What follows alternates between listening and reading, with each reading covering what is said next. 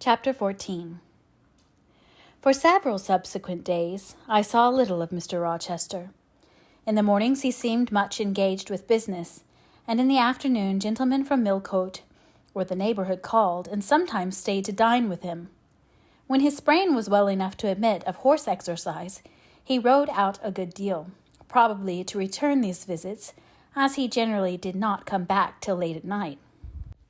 During this interval, even Adele was seldom sent for to his presence, and all my acquaintance with him was confined to an occasional rencontre in the hall, on the stairs, or in the gallery, when he would sometimes pass me haughtily and coldly, just acknowledging my presence by a distant nod or a cool glance, and sometimes bow and smile with gentlemanlike affability.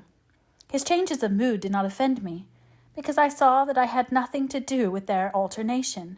The ebb and flow depended on causes quite disconnected with me. One day he had had company to dinner, and had sent for my portfolio, in order doubtless to exhibit its contents. The gentleman went away early to attend a public meeting at Millcote, as Mrs. Fairfax informed me, but the night being wet and inclement, Mr. Rochester did not accompany them. Soon after they were gone, he rang the bell. A message came that I and Adele were to go downstairs. I brushed Adele's hair and made her neat, and having ascertained that I was myself in my usual Quaker trim, where there was nothing to retouch, all being too close and plain, braided locks included, to admit of disarrangement, we descended. Adele wondering whether the petit conf was at length come, for owing to some mistake, its arrival had hitherto been delayed. She was gratified. There it stood, a little carton, on the table when we entered the dining-room. She appeared to know it by instinct. "Ma bois!" exclaimed she, running towards it. "Yes, there is your bois at last. Take it into a corner, you genuine daughter of Paris, and amuse yourself with disemboweling it," said the deep and rather sarcastic voice of Mr. Rochester, proceeding from the depths of an immense easy-chair at the fireside.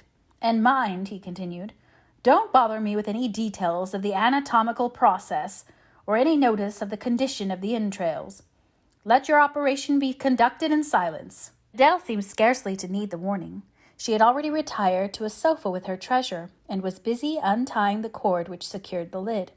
Having removed this impediment and lifted certain silvery envelopes of tissue paper, she merely exclaimed, and then remained absorbed in ecstatic contemplation. "Is Miss Eyre there?" now demanded the master, half rising from his seat to look round the door near which I still stood.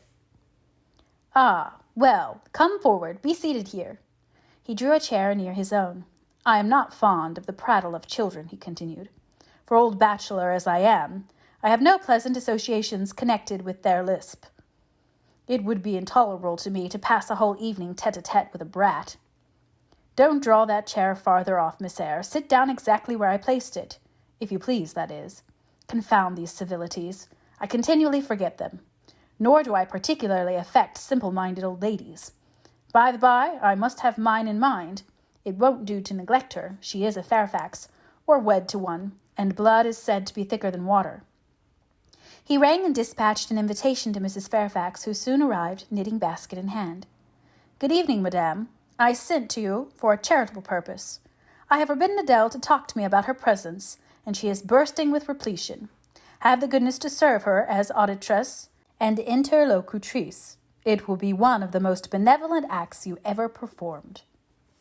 Adele indeed no sooner saw Mrs. Fairfax than she summoned her to her sofa, and there quickly filled her lap with the porcelain, the ivory, the waxen contents of her bois, pouring out meantime explanations and raptures in such broken English as she was mistress of.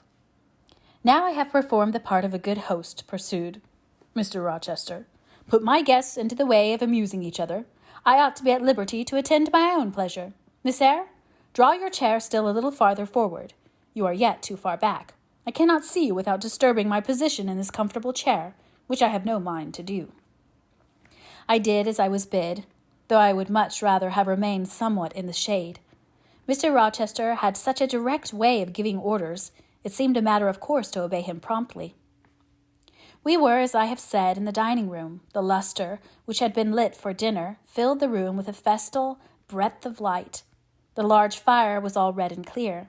The purple curtains hung rich and ample before the lofty window and loftier arch. Everything was still, save the subdued chat of Adele. She dared not speak loud, and filling up each pause the beating of winter rain against the panes. Mr. Rochester, as he sat in his damask-covered chair, looked different to what I had seen him look before. Not quite so stern, much less gloomy. There was a smile on his lips, and his eyes sparkled. Whether with wine or not, I am not sure, but I think it very probable. He was, in short, in his after-dinner mood, more expanded and genial, and also more self-indulgent than the frigid and rigid temper of the morning. Still he looked preciously grim, cushioning his massive head against the swelling back of his chair, and receiving the light of the fire on his granite-hewn features, and in his great dark eyes, for he had great dark eyes, and very fine eyes too, not without a certain change in their depth sometimes, which, if it was not softness, reminded you at least of that feeling. He had been looking 2 minutes at the fire, and I had been looking the same length of time at him, when turning suddenly he caught my gaze, fastened on his physiognomy. "You examine me, Miss Eyre," said he. "Do you think me handsome?" I should, if I had deliberated, have replied to this question by something conventionally vague and polite, but the answer somehow slipped from my tongue before I was aware. "No, sir." "Ah, by my word, there is something singular about you," said he.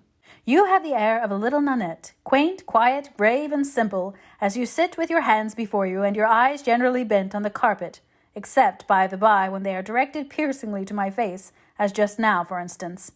And when one asks you a question, or makes a remark to which you are obliged to reply, you rap out a round rejoinder which, if not blunt, is at least brusque. What do you mean by it?" "Sir, I was too plain. I beg your pardon. I ought to have replied that it was not easy to give an impromptu answer to a question about appearances, that tastes mostly differ, and that beauty is of little consequence, or something of that sort." "You ought to have replied no such thing. Beauty of little consequence, indeed.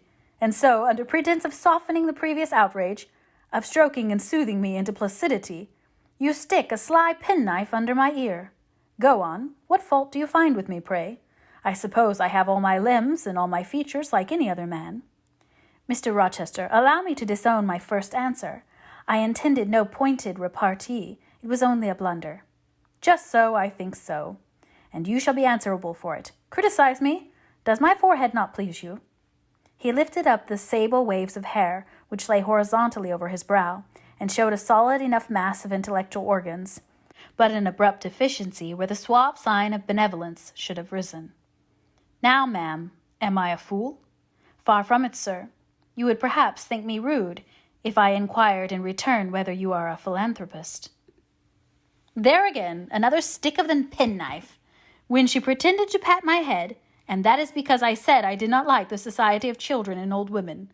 Low be it spoken.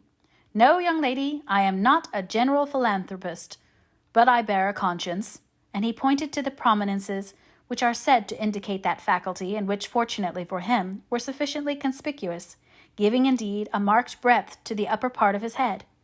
"And besides, I once had a kind of rude tenderness of heart.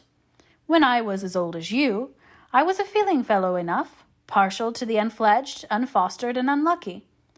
But fortune has knocked me about since. She has even kneaded me with her knuckles. And now I flatter myself I am hard and tough as an India rubber ball, pervious, though through a chink or two still, and with one sentient point in the middle of the lump. Yes, does that leave hope for me?" "Hope of what, sir?"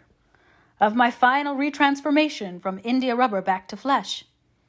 Decidedly he has had too much wine, I thought, and I did not know what answer to make to his queer question.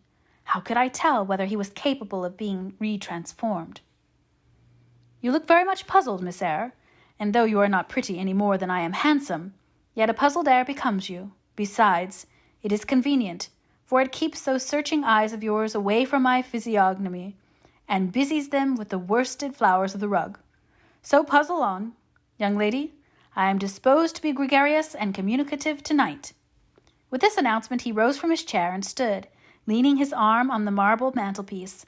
In that attitude his shape was seen plainly, as well as his face. His unusual breadth of chest, disproportionate almost to his length of limb. I am sure most people would have thought him an ugly man. Yet there was so much unconscious pride in his port, so much ease in his demeanor, such a look of complete indifference to his own external appearance, so haughty a reliance on the power of other qualities, intrinsic or adventitious, to atone for the lack of mere personal attractiveness, that in looking at him one inevitably shared the indifference, and even in a blind and perfect sense put faith in the confidence.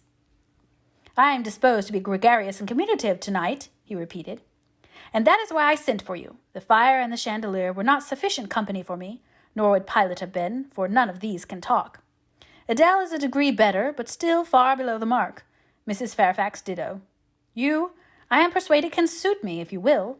You puzzled me the first evening I invited you down here. I have almost forgotten you since. Other ideas have driven yours from my head. But tonight I am resolved to be at ease, to dismiss what importunes and recall what pleases. It would please me now to draw you out, to learn more of you. Therefore speak." Instead of speaking, I smiled, and not a very complacent or submissive smile either. "Speak," he urged. "What about, sir? Whatever you like. I leave both the choice of subject and the manner of treating it entirely to yourself." Accordingly, I sat and said nothing. If he expects me to talk for the mere sake of talking and showing off, he will find he has addressed himself to the wrong person, I thought. "You are dumb, Miss Eyre." I was dumb still. He bent his head a little towards me, and with a single hasty glance seemed to dive into my eyes. "Stubborn," he said, "and annoyed. Ah, it is consistent. I put my request in an absurd, almost insolent form. Miss Eyre, I beg your pardon. The fact is, once for all, I don't wish to treat you like an inferior. That is," correcting himself, "I claim only such superiority as must result from 20 years' difference in age and a century's advance in experience. This is legitimate, and it is by virtue of this superiority, and this alone, that I desire you to have the goodness to talk to me a little now, and divert my thoughts, which are galled with dwelling on one point, cankering as a rusty nail." He had deigned an explanation, almost an apology, and I did not feel insensible to his condescension, and would not seem so. "I am willing to amuse you, if I can, sir, quite willing. But I cannot introduce a topic, because how do I know what will interest you? Ask me questions, and I will do my best to answer them." "Then, in the first place, do you agree with me that I have a right to be a little masterful, abrupt, perhaps exacting, sometimes on the grounds I stated, namely, that I am old enough to be your father, and that I have battled through a varied experience with many men of many nations, and roamed over half the globe, while you have lived quietly, with one set of people in one house?" "Do as you please, sir." "That is no answer, or rather it is a very irritating, because a very evasive one. Reply clearly." "I don't think, sir, you have a right to command me merely because you are older than I, or because you have seen more of the world than I have. Your claim to superiority depends on the use you have made of your time and experience." "Humph! Promptly spoken. But I won't allow that, seeing that it would never suit my case, as I have made an indifferent, not to say a bad, use of both advantages. Leaving superiority out of the question, then, you must still agree to receive my orders now and then, without being piqued or hurt by the tone of command. Will you?" I smiled. I thought to myself, Mr. Rochester is peculiar. He seems to forget that he pays me £30 per annum for receiving his orders. "The smile is very well," said he, catching instantly the passing expression. "But speak too." "I was thinking, sir, that very few masters would trouble themselves to inquire whether or not their paid subordinates were piqued and hurt by their orders." "Paid subordinates? What? You are my paid subordinate, are you? Oh, yes, I had forgotten the salary. Well, then, on that mercenary ground, will you agree to let me hector a little?" "No, sir, not on that ground, but on the ground that you did forget it, and that you care whether or not a dependent is comfortable in his dependency. I agree heartily." "And will you consent to dispense with a great many conventional forms and phrases, without thinking that the omission arises from insolence?" "I am sure, sir, I should never mistake informality for insolence. One I rather like, the other nothing free-born would submit to, even for a salary." "Humbug! Most things free-born will submit to anything for a salary. Therefore keep to yourself, and don't venture on generalities. of which you are intensely ignorant. However, I mentally shake hands with you for your answer, despite its inaccuracy, and as much for the manner in which it was said. As for the substance of the speech, the manner was frank and sincere. One does not often see such a manner. No, on the contrary, affectation, or coldness, or stupid, coarse-minded misapprehension of one's meaning are the usual rewards of candor. Not 3 in 3,000 raw schoolgirl governesses would have answered me as you have just done. But I don't mean to flatter you. If you are cast in a different mold to the majority, it is no merit of yours. Nature did it. And then, after all, I go too fast in my conclusions. For what I yet know, you may be no better than the rest.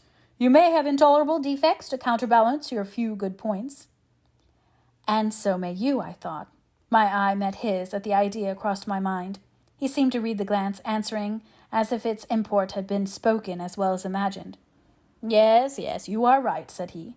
I have plenty of faults of my own, I know it, and I don't wish to palliate them, I assure you. God, what I need not to be too severe about others. I have a past existence, a series of deeds, a colour of life to contemplate within my own breast, which might well call my sneers and censures from my neighbours to myself.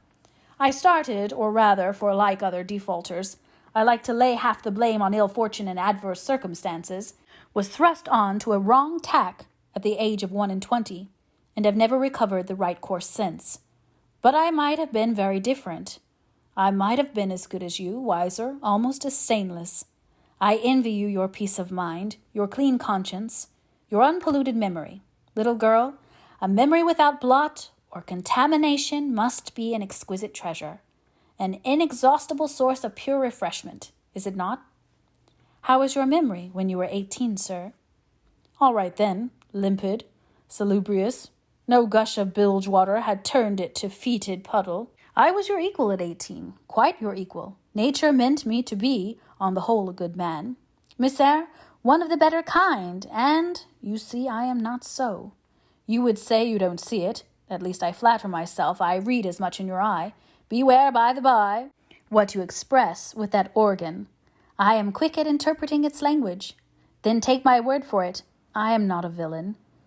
You are not to suppose that, not to attribute to me any such bad eminence. But owing, I verily believe, rather to circumstances than to my natural bent, I am a trite, commonplace sinner, hackneyed in all the poor, petty dissipations with which the rich and worthless try to put on life. Do you wonder that I avow this to you? Know that in the course of your future life you will often find yourself elected the involuntary confidant of your acquaintances' secrets. People will instinctively find out, as I have done, that it is not your forte to tell of yourself, but to listen while others talk of themselves.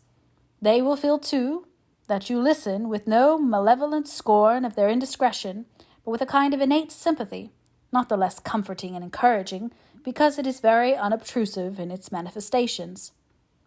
How do you know? How can you guess all this, sir? I know it well. Therefore I proceed almost as freely as if I were writing my thoughts in a diary. You would say I should have been superior to circumstances. So I should. But you see, I was not. When fate wronged me, I had not the wisdom to remain cool. I turned desperate. Then I degenerated.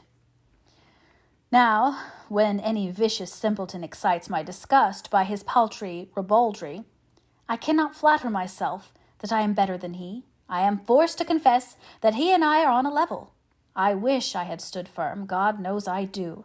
Dread remorse when you are tempted to err, Miss Eyre. Remorse is the poison of life. Repentance is said to be its cure, sir. It is not its cure. Reformation may be its cure, and I could reform. I have strength yet for that. But, where is the use of thinking of it, hampered, burdened, cursed as I am? Besides, since happiness is irrevocably denied me, I have a right to get pleasure out of life, and I will get it, cost what it may. Then you will degenerate still more, sir. Possibly, but why should I? If I can get sweet, fresh pleasure, and I may get it as sweet and fresh as the wild honey the bee gathers on the moor. It will sting. It will taste bitter, sir. How do you know? You never tried it. How very serious. How very solemn you look, and you are as ignorant of the matter as this cameo head. taking one from the mantelpiece. You have no right to preach to me, you neophyte, that have not passed the porch of life and are absolutely unacquainted with its mysteries. I only remind you of your own words, sir. You said error brought remorse, and you pronounced remorse the poison of existence. And who talks of error now? I scarcely think the notion that flitted across my brain was an error. I believe it was an inspiration, rather than a temptation. It was very genial, very soothing, I know that. Here it comes again. It is no devil, I assure you, or if it be, it has put on the robes of an angel of light. I think I must admit so fair a guest when it asks entrance to my heart. Distrust it, sir. It is not a true angel. Once more, how do you know? By what instinct do you pretend to distinguish between a fallen seraph of the abyss and a messenger from the eternal throne, between a guide and a seducer? I judged by your countenance, sir, which was troubled, when you said the suggestion had returned upon you. I feel sure it will work you more misery if you listen to it. Not at all. It bears the most gracious message in the world. For the rest, you are not my conscience keeper, so don't make yourself uneasy. Here, come in, bonny wanderer. He said this as if he spoke to a vision, viewless to any eye but his own. Then folding his arms, which he had half extended on his chest, he seemed to enclose in their embrace the invisible being. Now, he continued, again addressing me, I have received the pilgrim, a disguised deity, as I verily believe. Already it has done me good. My heart was a sort of charnel. It will now be a shrine. To speak truth, sir, I don't understand you at all. I cannot keep up the conversation because it has got out of my depth. Only one thing I know. You said you were not as good as you should like to be, and that you regretted your own imperfection. One thing I can comprehend. You intimated that you have a sullied memory as a perpetual bane. It seems to me that if you tried hard, you would in time find it possible to become what you yourself would approve, and that if, from this day, you began with resolution to correct your thoughts and actions, you would in a few years have laid up a new and stainless store of recollections, to which you might revert with pleasure. Justly thought, rightly said, Miss Eyre, and at this moment I am paving hell with energy. Sir, I am laying down good intentions, which I believe durable as flint. Certainly my associates and pursuits shall be other than they have been, and better, so much as pure ore is than foul dross. You seem to doubt me. I don't doubt myself. I know what my aim is, what my motives are, and at this moment I pass a law, unalterable at that of the Medes and Persians, that both are right. They cannot be, sir, if they require a new statute to legalize them. They are, Miss Eyre, though they absolutely require a new statute. Unheard-of combinations of circumstances demand unheard-of rules. That sounds a dangerous maxim, sir, because one can see at once that it is liable to abuse. Sententious sage, so it is. But I swear by my household gods not to abuse it. You are human and fallible. I am. So are you. What then? The human and fallible should not arrogate a power with which the divine and perfect alone can be safely entrusted. What power? That of saying of any strange, unsanctioned line of action, let it be right. Let it be right, the very words you have pronounced them. May it be right, then, I said as I rose, deeming it useless to continue a discourse, which was all darkness to me, and besides, sensible that the character of my interlocutor was beyond my penetration, at least beyond its present reach, and feeling the uncertainty, the vague sense of insecurity, which accompanies a conviction of ignorance. Where are you going? To put Adele to bed. It is past her bedtime. You are afraid of me, because I talk like a sphinx. Your language is enigmatical, sir, but though I am bewildered, I am certainly not afraid. You are afraid. Your self-love dreads a blunder. In that sense, I do feel apprehensive. I have no wish to talk nonsense. If you did, it would be in such a grave, quiet manner I should mistake it for sense. Do you never laugh, Miss Eyre? Don't trouble yourself to answer. I see you laugh rarely. But you can laugh very merrily, believe me. You are not naturally austere, any more than I am naturally vicious. The low-wit constraint still clings to you somewhat, controlling your features, muffling your voice, and restricting your limbs, and you fear in the presence of a man and a brother, or father, or master, or what you will, to smile too gaily. speak too freely, or move too quickly. But in time, I think you will learn to be natural with me, as I find it impossible to be conventional with you, and then your looks and movements will have more vivacity and variety than they dare offer now. I see at intervals the glance of a curious sort of bird through the close-set bars of a cage. A vivid, restless, resolute captive is there. Were it but free, it would soar cloud high. You are still bent on going? It has struck 9, sir. Never mind, wait a minute. Adele is not ready to go to bed yet. My position, Miss Eyre, with my back to the fire and my face to the room, favors observation. While talking to you, I have also occasionally watched Adele. I have my own reasons for thinking her a curious study. Reasons that I may, nay, that I shall impart to you some day. She pulled out of her box about 10 minutes ago a little pink silk frock. Rapture lit her face as she unfolded it. Coquetry runs in her blood, blends with her brains, and seasons the marrow of her bones. She is now with Sophie, undergoing a robing process. In a few minutes she will re-enter, and I know what I shall see, a miniature of Celine Varens, as she used to appear on the boards at the rising of... But never mind that. However, my tenderest feelings are about to receive a shock. Such is my presentiment. Stay now to see whether it will be realized. Ere long, Adele's little foot was heard tripping across the hall. She entered transformed as her guardian had predicted, a dress of rose-colored satin, very short, and as full in the skirt as it could be gathered, replaced the brown frock she had previously worn. A wreath of rosebuds circled her forehead. Her feet were dressed in silk stockings and small white satin sandals. Spreading out her dress, she chassed across the room till, having reached Mr. Rochester, she wheeled lightly round before him on tiptoe, then dropped on one knee at his feet, exclaiming, "Precisely," was the answer. "She charmed my English gold out of my British breeches pocket. I have been green too, Miss Eyre, ay, grass green. Not a more vernal tint freshens you now than once freshened me. My spring is gone, however, but it has left me that French floweret on my hands, which in some moods I would fain be rid of, not valuing now the root whence it sprang, having found that it was of a sort which nothing but gold dust could manure. I have but half a liking to the blossom, especially when it looks so artificial as just now. I keep it and rear it rather on the Roman Catholic principle of expiating numerous sins, great or small, by one good work. I'll explain all this some day. Good night."